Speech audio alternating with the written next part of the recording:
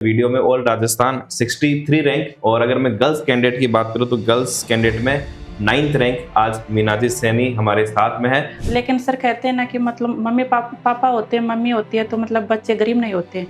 कई बार 2 गुना में चयन हो रहा है या फिर 1 नंबर 2 नंबर से रह जाते हैं। तो उस समय आपकी फीलिंग्स कैसी थी? उस समय आपको कैसा लगा? परिवार में भी ऐसा रहता है, कई गर्ल्स की कैंडिडेट भी अपने को जॉब करने की क्या नीड है, ऐसा आपके मन में नहीं था कभी?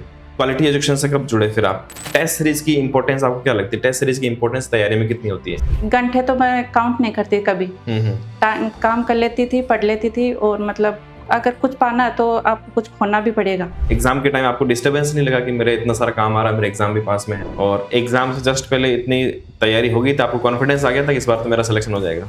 आपको क्या लगता है, मतलब जो गर्ल कैंडिडेट्स हैं उनको कंपटीशन की तैयारी में किस किस तरह का चैलेंजेस फेस करने पड़ते हैं? तो अगली भर्ती आपका इंतजार कर रही है, बस ये है कि निराश होकर पीछे नहीं हटना है।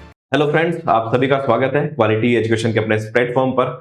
आज मेरे साथ यहाँ पर वीडियो का जो भी रिजल्ट आया, तो वीडियो में ऑल राजस्थान 63 रैंक और अगर मैं गर्ल्स कैंडिडेट की बात करूँ तो गर्ल्स कैंडिडेट में 9th रैंक आज मीनाजी सैनी हमारे साथ में है। और वीडियो के साथ ही पटवार में भी इनका 1068वीं रैंक से फाइनल सिलेक्शन हो गया, और जो फाइनल रिजल्ट आया उसके बाद तो 870वीं रैंक है शायद आपके, है ना? तो आप सबकी तरफ से मैं मीनाजी जी का यहाँ पर क्वालिटी एजुकेशन में स्वागत करता हूँ, तो बहुत बहुत स्वागत है आपका।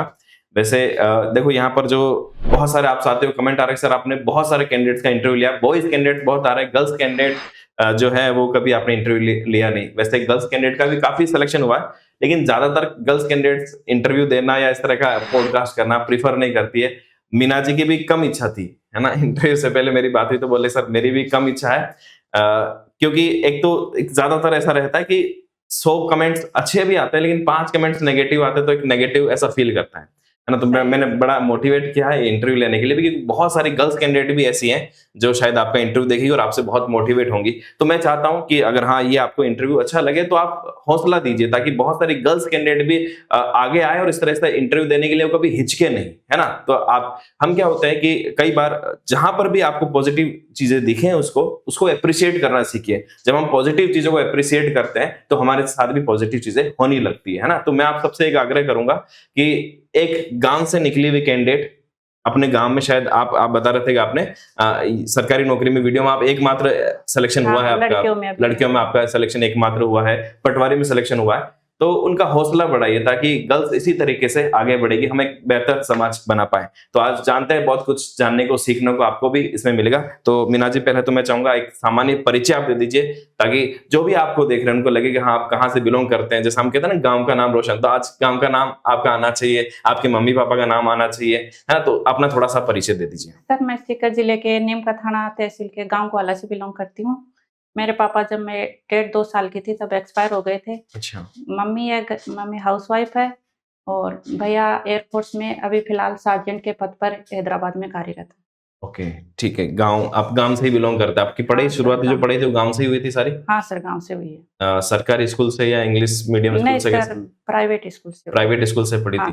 मीडियम क्या रहा था आपका, हिंदी या हिंदी इंग्लिश? मीडियम है। हिंदी मीडियम आपने प्राइवेट स्कूल से पढ़ाई करी थी। तो पापा आपके पहले एक्सपायर हो गए थे? हाँ सर, पापा मैं जब 1.5-2 साल की थी तब एक्सपायर हो गए थे। अच्छा, अभी आपको सपोर्ट सिस्टम क्या है परिवार में? आपकी आर्थिक स्थिति मैं थोड़ा सा जानना चाहूंगा। आर्थिक स्थिति अभी तो ठीक है, फिलहाल भैया मतलब एयरफोर्स में है, लगे हुए हैं। हाँ, पहले तो मम्मी थी, लेकिन सर कहते हैं ना कि मतलब मम्मी पापा होते हैं, मम्मी होती है, तो मतलब बच्चे गरीब नहीं होते। हमारी हर इच्छा पूरी की है मम्मी। क्या बात है, देखो कितनी बढ़िया बात किया कि आपके जीवन में मम्मी पापा। बहुत सारे कैंडिडेट्स बोलते हैं सर हमारी आर्थिक स्थिति, कितनी अच्छी बात कही कि अगर आपके मम्मी पापा है, आपका मम्मी का सहयोग रहा, आपके भैया का, तो आप गरीब नहीं हैं। कितनी छोटी सी बात है लेकिन बहुत गहरी बात है ये आपका। और आपने अपने भैया के बारे में बताया था कि बड़े भैया ने आपको हमेशा बहुत मोटिवेट किया। आज मतलब जो सफलता मुझे मिली है ना, उनका पूरा श्रेय उनको जाता है। आपको सबसे ज्यादा उन्होंने मोटिवेट किया सर। कई बार मैं हताश हुई हूँ, कई बार मतलब ऐसा कि मतलब डिमोटिवेट भी हुई, लेकिन उन्होंने नहीं करना है, ये पोस्ट पानी है। तो ये आपका एग्जाम, आपने लगातार पटवार एग्जाम पास किया, वीडियो एग्जाम पास किया। थोड़ा सा आपकी जर्नी के बारे में, इसके पहले और कौन कौन से आपने एग्जाम दिए? सर मैं स्टार्टिंग में 2018 में रीट का दी थी, उसमें तो मेरी बीएड चल रही थी। ओके, उसमें आपकी बीएड चल रही थी, उसमें नहीं हुआ आपका? हाँ, फिर कोरोना आ गया, फिर ऑनलाइन की, फिर 2021 में दी रीट के, तो उसमें मेरे 150 में से 129 नंबर आए, फिर वो रद्द हो गई थी। फिर ये जो अभी पिछली 3rd ग्रेड थी, उसमें मैं 2 गुना में चयनित हुई। फाइनल फाइनल सिलेक्शन सिलेक्शन में नहीं हुआ आपका, तो अब पटवार में हो गए और वीडियो में हो गए। वीडियो में हो गया। तो मैं यही जानना चाह रहा हूँ कि बहुत सारे कैंडिडेट्स ऐसे हैं हमारे साथी जो कई बार 2 गुना में चयन हो रहा है या फिर 1 नंबर 2 नंबर से रह जाते हैं, तो उस समय आपकी फीलिंग्स कैसी थी? उस समय आपको कैसा लगा? सर फीलिंग तो क्या है कि मतलब डिमोटिवेट तो सभी होते हैं, लेकिन फिर भी बाद में महीने 2 महीने तो ऐसा लगता है कि पढ़ने से कुछ नहीं होगा, लेकिन बाद में सोचना पड़ता है कि नहीं करना तो पड़ेगा। फिर सपोर्ट, फैमिली सपोर्ट भी मिलता है कि नहीं करना पड़ेगा, आपको कुछ तो करना पड़ेगा। नहीं तो जैसे एक तो ये होता है ना कि आपको 2 चीजें हो सकती हैं। एक तो आपको ये लग सकता है कि जैसे आप सिर्फ 2 गुना में आपका सिलेक्शन हो गया है और 1 गुना से आप रह गए, तो वहां 2 तरह की फीलिंग्स आ सकती है। एक तो फीलिंग ये भी हो सकती है कि मैं इतना पास आ गया, अब तो मेरा सिलेक्शन हो जाएगा, और एक दूसरी फीलिंग जो आप कह रहे हो कि डिमोटिवेट हो जाता है कि इतना होने के बाद भी नहीं कर पाए। तो आपकी फीलिंग, आपको ये नहीं लगा कि इतना पास आ गई, ये निराश क्यों हुए आप? निराश तो सर मैंने मेहनत की बहुत ज्यादा, हाँ, फिर मेहनत के अनुसार सफलता नहीं मिलती है ना, तो फिर निराशा हो जाती है कि इतने से मार्क्स से रह गए। हाँ। फिर उसके बाद वापस एकदम से मोटिवेट कैसे किया अपने आप को आपने? सर मेरे भाई ने मुझे बोला नहीं पढ़ना तो पड़ेगा, जॉब तो करनी पड़ेगी, जॉब करनी पड़ेगी। हाँ। मतलब कई मानते हैं ऐसा, कई को लगता है, कई परिवार में भी ऐसा रहता है, कई गर्ल्स की कैंडिडेट भी अपने को जॉब करने की क्या नीड है, ऐसा आपके मन में नहीं था कभी?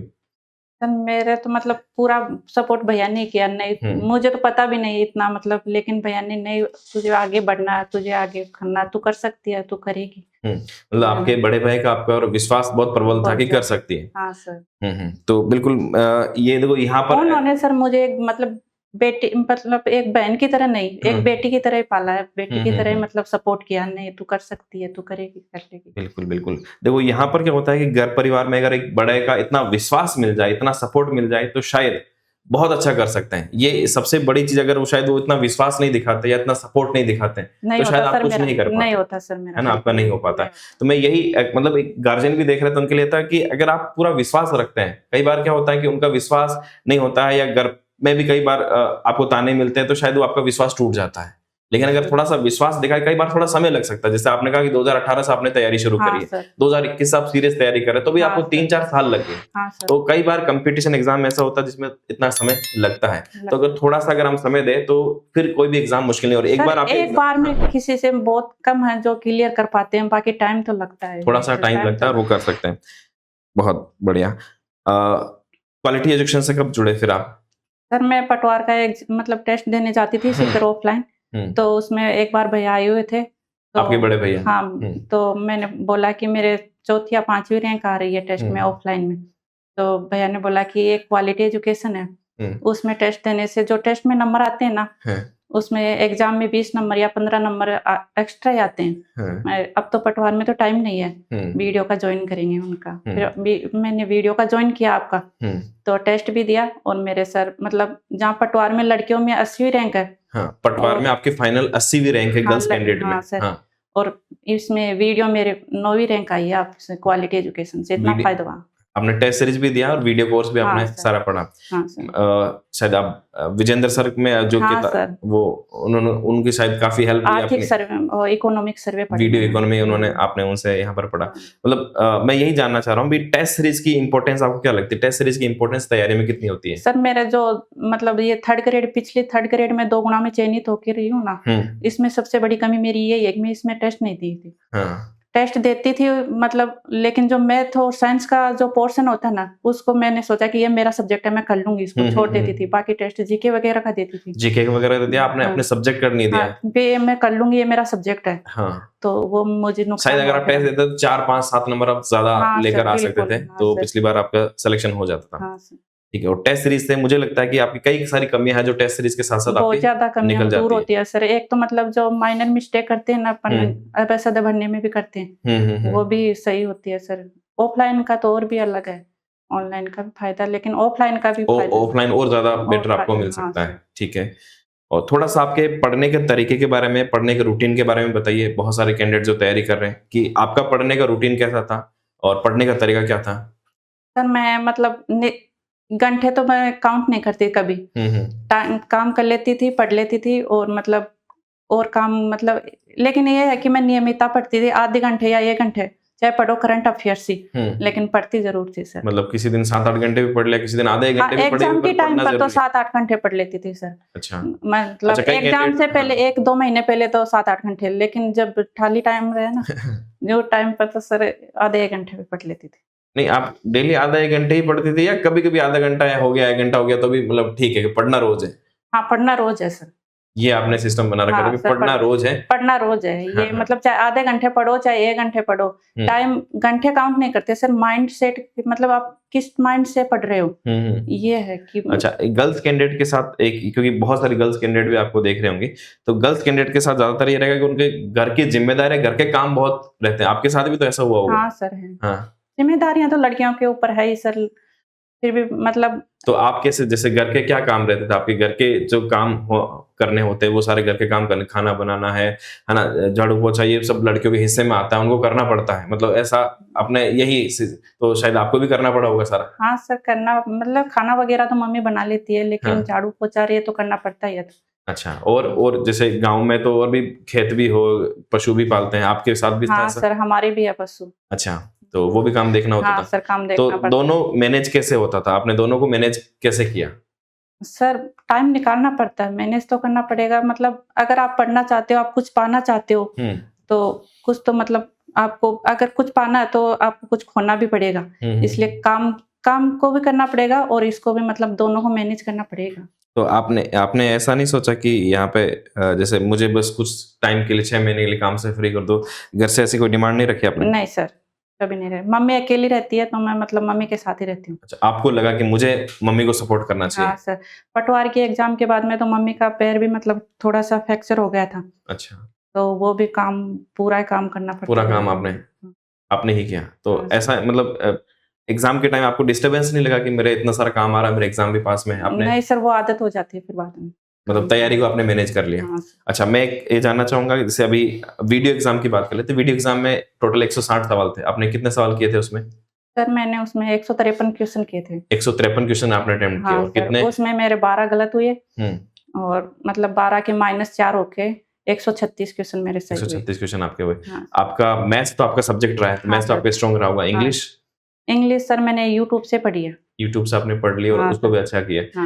मैं ये सवाल इसलिए पूछ रहा हूँ क्योंकि पटवार हो, वीडियो हो, ये एग्जाम ऐसे जिसमें अगर आपकी मैथ्स और इंग्लिश स्ट्रॉन्ग है तो आप बहुत अच्छा कर सकते हैं। हाँ सर, ये है ना? तो मैं बाकी कैंडिडेट्स को भी यही कहना चाहूंगा, इस तरह के एग्जाम में ये हमेशा आपकी 2 कड़ी का जो कमजोर कड़ी रह जाती है, जो मैं हमेशा आपको हर बार कह रहा हूँ, मैथ्स को और इंग्लिश को अगर आप स्ट्रॉन्ग कर ले तो आप बहुत अच्छे से एग्जाम क्लियर कर सकते हैं। इतने जितने भी ज्यादातर मैं कैंडिडेट का इंटरव्यू ले रहा हूँ, या तो साइंस और मैथ्स बैकग्राउंड से है, इसलिए उनका एग्जाम ज्यादा क्लियर हो रहा है। आपको ऐसा लगता है कि साइंस मैथ्स वाले बैकग्राउंड जो कैंडिडेट है उनका एग्जाम ज्यादा क्लियर हो रहा है, आर्ट्स वालों का मुश्किल हो रहा है? नहीं सर, ऐसा तो कुछ नहीं है, पढ़ने वाला होना चाहिए। बाकी मैथ भी, मतलब अगर आप आर्ट्स सब्जेक्ट से भी हैं तो मैथ अगर आप कर लेते हैं तो इतनी हार्ड मैथ्स की और इंग्लिश की अगर प्रैक्टिस करें तो वो भी अपने अच्छा कर सकते हैं। ठीक है, थोड़ा सा मुझे अगर आप बताना चाहे, थोड़ा बुक्स सोर्सेस, वीडियो एग्जाम के लिए आपने बुक सोर्सेस कौन सा काम में लिया था और किस तरीके से आपने पढ़ी थी, आपके नोट्स आपने किस तरह से अगर बनाए हो तो वो बता दीजिए, रिवीजन का तरीका क्या था वो थोड़ा बता दीजिए। सर, मैंने एक बार ही नोट्स बनाए थे 2021 में, 3rd ग्रेड के टाइम पे, हिट के टाइम पर बनाए थे।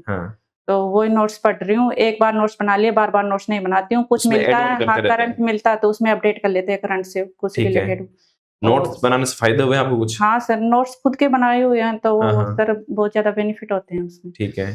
और रिवीजन का तरीका क्या था आपका? रिवीजन सर मैं, मतलब जो अपन पटवार में और ये वीडियो के एग्जाम है, तो पटवार और वीडियो में जो कॉमन था उसको तो मैं पटवार की देने के बाद में पढ़ा नहीं, थोड़ा 1 महीने के लिए जो अलग से है सिलेबस, जैसे मैथ में भी अलग पॉइंट है कुछ, और इसमें मतलब आर्थिक समीक्षा पटवार में नहीं थी, इसमें है वीडियो में।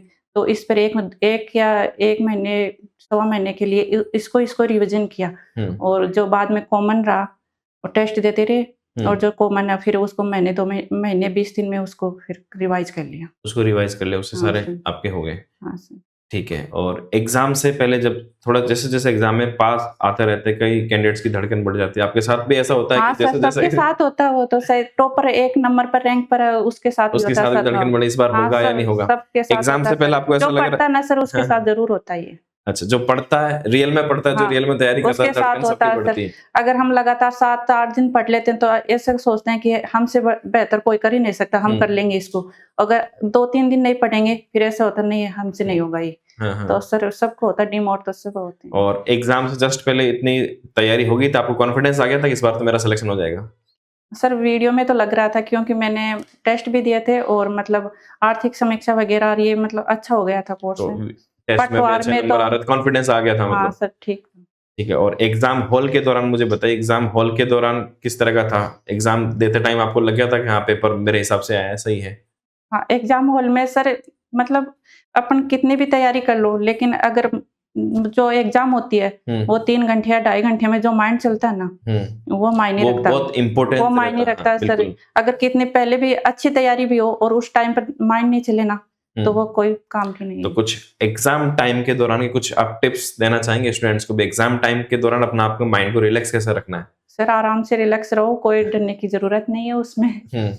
और जो होगा देखा जाएगा। मतलब एग्जाम देते हैं ऐसा तो है नहीं कि सभी पास होते हैं। सही बात है, पहली बात तो ये एक्सेप्ट कर लो भी सभी पास होंगे, ये जरूर ये तो नहीं होता है। हाँ सभी सर। तो पास नहीं होते हैं। ठीक है।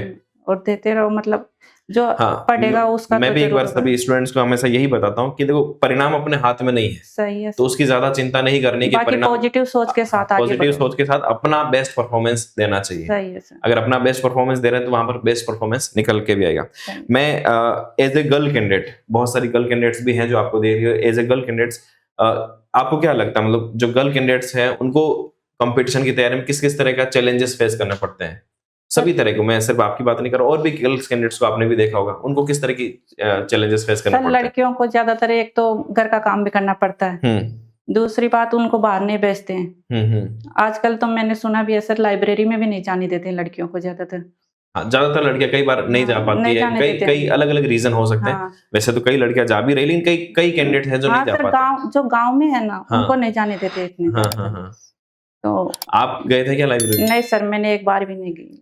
आप थे और आपकी मम्मी थी तो आपको नीड भी हाँ नहीं सर रही ऐसी। मेरा मतलब घर पर माहौल लाइब्रेरी जैसा ही रहता है। हाँ, कोई डिस्टरबेंस नहीं था। या जितना मतलब काम कर लो और फिर पढ़ लो।